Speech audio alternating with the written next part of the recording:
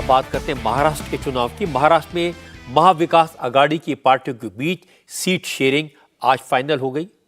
आज मुंबई में उद्धव ठाकरे की पार्टी के ऑफिस में शरद पवार, उद्धव ठाकरे, नाना पटोले, पृथ्वीराज चव्हाण, बालासाहब थोराट, संजय राउत, जयंत पाटिल, जितेंद्र आव्हाड जैसे महाविकास आघाड़ी के सारे नेता एक साथ एक मंच पर दिखाई दिए और सबने मिलकर ऐलान किया कि सीटों का बंटवारा हो गया है, मिलकर चुनाव लड़ेंगे।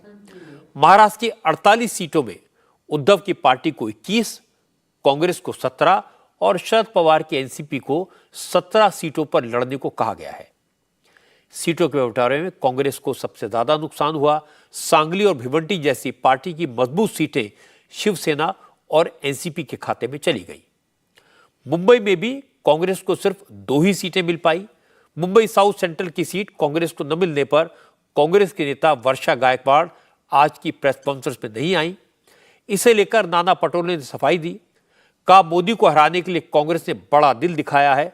सांगली और भिवंडी में कांग्रेस के कार्यकर्ता आघाड़ी के उम्मीदवारों की जीत पक्की करेंगे। उद्धव ठाकरे ने कहा सीटों पर चुनाव लड़ने की इच्छा सभी पार्टी की होती है, सभी नेताओं की और कार्यकर्ताओं की होती है, इसमें कुछ गलत नहीं है, लेकिन इस बार लड़ाई आर पार की है, इसलिए विनेबिलिटी का फैक्टर बहुत अहम है। इसके बाद उद्धव ने मोदी पर सीधा हमला किया। कल चंद्रपुर में प्रधानमंत्री नरेंद्र मोदी ने उद्धव की पार्टी को नकली शिवसेना कहा था। आज उद्धव ने इसका जवाब दिया, कहा कि बालासाहब ठाकरे बीजेपी को कमलाबाई कहते थे, लेकिन वो बीजेपी को भ्रष्ट जनता पार्टी कहते हैं। बीजेपी में भ्रष्टाचारियों की भीड़ है। मोदी जी महाराष्ट्र में आए थे और कल का योग, जैसे मैंने कहा कि ऐसा योग बहुत सालों के बाद आया। एक तो कल सूर्य ग्रहण था, अमावस भी थी और मोदी जी की सभा भी थी, तो इतना बुरा योग बहुत सालों के बाद शायद देश ने अनुभव किया है। उन्होंने जो बात कही नकली सेना की, धन उगारी पार्टी के एक नेता नरेंद्र मोदी जी है। सभी लोग जानते हैं कि कुछ दिन पहले इलेक्ट्रल बॉन्ड का जो घोटाला, जो माना जाता है कि पूरी दुनिया का सबसे बड़ा घोटाला या देश का सबसे बड़ा घोटाला है, उस घोटाले का पर्दाफाश जब हुआ तो सब लोगों को पता चला कि कैसे इन लोगों ने, भ्रष्ट जनता पार्टी के लोगों ने डराकर, धमकाकर और उनके जो एजेंसीज है, ED, CBI, income tax, red करवाकर चंदा लिया है। शिवसेना प्रमुख तो कहते थे कि ये कमलाबाई है, और मैंने तो इनका नामकरण जो किया है, क्योंकि बहुत सारे नाम बदली किए हैं उन लोगों ने, तो मैंने भी उनका नाम बदली किया है। मैं तो उनको भ्रष्ट जनता पार्टी कहता हूं। कितने लोग, भ्रष्ट लोग उनके आजू बाजू में बैठे हैं। एक वॉशिंग मशीन उन्होंने खोली जरूर है, और एक वॉशिंग पाउडर की एड भी आती थी, दाग अच्छे हैं।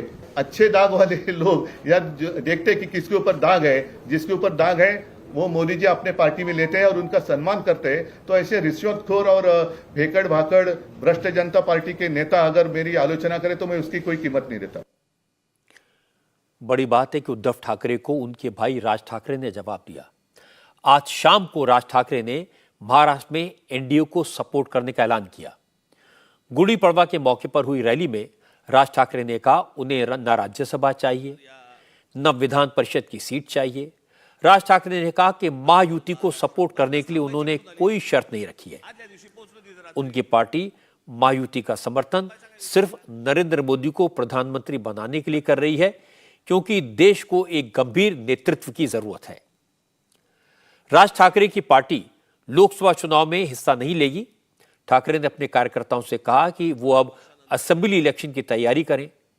जहां तक महाविकास आघाड़ी का सवाल है, तो शरद पवार ने वक्त की नजाकत को समझते हुए कांग्रेस को मनाया। दोनों पार्टियों ने उद्धव की सारी शर्तें मान ली। अब तीनों पार्टियां मिलकर लड़ेंगी। लेकिन मुश्किल है कि शरद पवार की बात बड़े नेता तो समझ जाते हैं, लेकिन जो लोकल लीडर हैं, जो 5 साल से मेहनत कर रहे हैं, वो इस तरह के समझौते का समर्थन नहीं करते। वर्षा गायकवाड़ मुंबई की सीटें छोड़ने के फैसले पर कांग्रेस से नाराज है।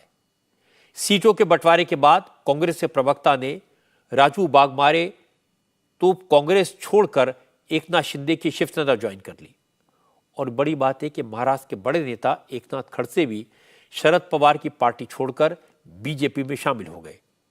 इससे महाविकास आघाड़ी को नुकसान होगा।